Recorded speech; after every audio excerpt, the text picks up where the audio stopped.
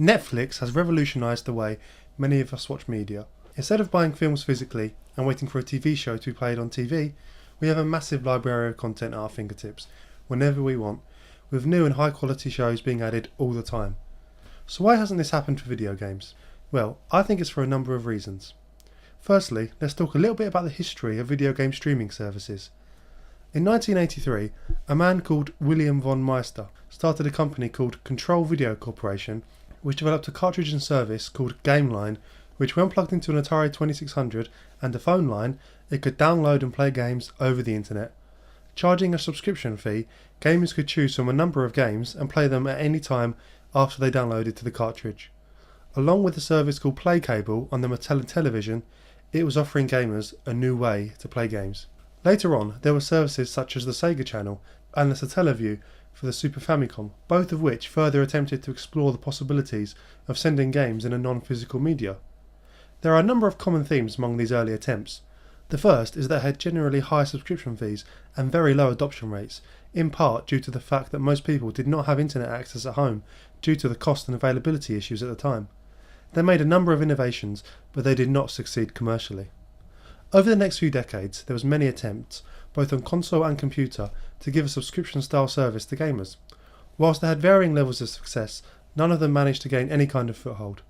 Renting games was still possible at the time, so many gamers would go down that route if they did not want to purchase, and the used game market meant there was always options for frugal gamers.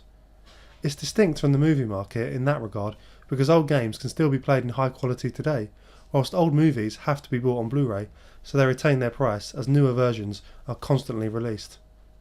In 2009, a new service was announced. It was going to have affordable subscription fees, be its own console, and have a wide library of games. It was called OnLive. The service launched in 2010 to a lukewarm reception. Whilst it did achieve many of its aims, it suffered from two distinct problems: latency and quality. How far away one was from a data server changed how quickly the game would respond, and input lag was a real issue, which meant that anyone that enjoyed multiplayer gaming wouldn't use the service.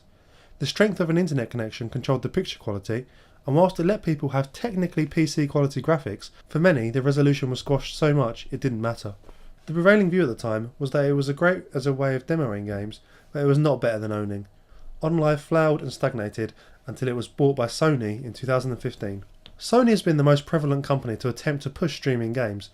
Perhaps they are covering themselves in a situation in which consoles become obsolete, but Sony currently has the best infrastructure in terms of any online streaming service, utilising technology from a number of companies they have purchased over the years. PlayStation Now has a large library of PS3 and PS4 games for $12.99 a month. However, they rarely release their latest or greatest games on the service, and it acts more like a digital archive of relatively average games. The issue seems to be that they are treading the line. They don't want people to stop buying games on the PS4, but they need to offer a reason for people to use the service. Until they go all in, I think it will stay the way it is now, with enough subscribers to keep it going, but not enough to make a mark. That seems to be a theme amongst the current streaming services. There are actually quite a lot in the world. Gamefly Streaming, Utomic, Shadow and more. They all have a few things in common. They have some success and are getting better and better, but they are not lighting the world on fire. They are not going to scare video game console manufacturers the same way that Netflix is taking on TV channels and physical media. It simply isn't happening. So my question is, why not? Why aren't they taking off? Many people now have fibre optic connections, and from reading reviews, many of the modern services have solved a lot of the issues of the past and are perfectly usable.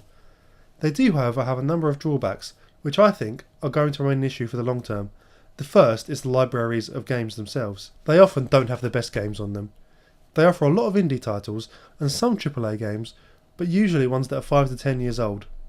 If Netflix only offered all the mediocre shows you don't watch, you wouldn't stay with the service. Netflix has become so popular in part because it has managed to snag a number of deals with production companies to show their shows, and they have made their own high quality content which draws in new subscribers. Game streaming services need this if they are ever going to seriously compete, but the game market isn't like the TV market. Video games are not syndicated and don't go through cycles. There is no reason for a game company to make a deal for a library of their content, as most of it they can still manage to sell well on Steam or give HD updates. I don't know how any of these services can make this happen. Sony does have the power. They could release all of their own games, both old and new, on PlayStation Now, which would really give it the kick it needs. But they will never do this. It it would hurt their own console sales too much. It's recently been announced that Microsoft is going to create their own streaming service, so we'll see if they actually give it a real go. Therefore, it needs to be a company that has a large library they can utilise, but also the ability to create custom games that can only be played through that service. That will be the golden ticket. I think it has to be a large games publisher or a company with a massive amount of money, such as Google. Google recently started trialling its own service, Project Stream, with a number of people across the web. The Verge reported that it is a stable, high-quality service and that using an Ethernet cable connected to a router with a good connection provided a genuinely excellent experience. Can Google do it? Can they revolutionise the gaming industry? Google has a history of dipping their toes in new tech, but not succeeding, such as Google+, Google Glass, etc. But perhaps this is the time they can truly make it. Personally, I prefer physical games, and I probably always will. I prefer watching movies on Blu-ray. Although I use Netflix practically every day, it's not my favourite way of watching movies.